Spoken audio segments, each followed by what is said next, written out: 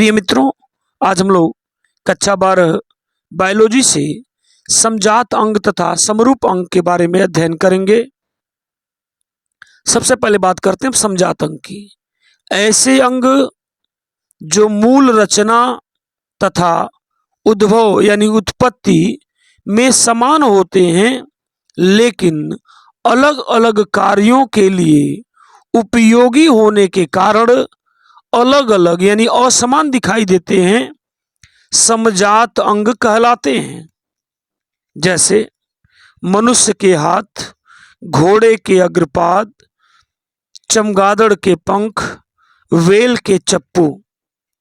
ध्यान देंगे, ये जितने भी एग्जाम्पल दिए गए सब में ह्यूमरस हड्डी, रेडियोल्ना हड्डी, कार्पल्स, मेटाकार्पल्स और अंगुलास्थियां सब में पाई जाती हैं।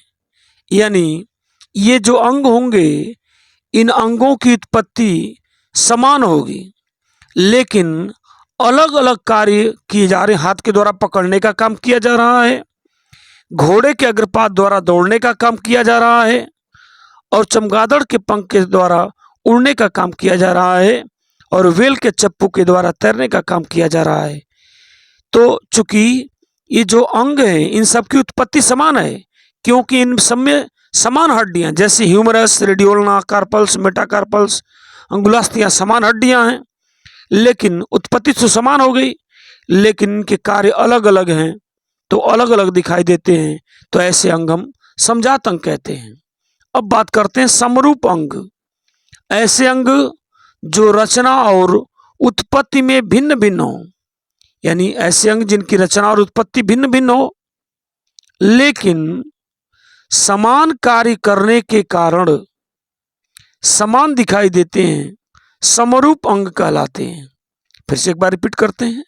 ऐसे अंग जो रचना और उत्पत्ति में भिन्न भिन्न हो, लेकिन समान कार्य करने के कारण समान दिखाई देते हैं, समरूप अंग कहलाते हैं। जैसे पक्षी के पंख, कीट के पंख, चमगादड़ के पंख। ये तीनों अंग, तीनों पंख उड़ने का काम करते हैं, एक ही काम करते हैं उड़ने का, इसलिए ये समान दिखाई देते हैं, जबकि इनकी उत्पत्ति और मूल संरचना अलग है। क्योंकि पक्षी के पंख अग्रपादों के रूपांतरण से परों द्वारा बनते हैं, जबकि कीट के पंख काइटिन के बने, काइटिन एक प्रोटीन होती है, कीट के पंख काइटिन के बने होते हैं, और चमगादड़ के पंख पैटेजियम यानी त्वचा से बने होते हैं।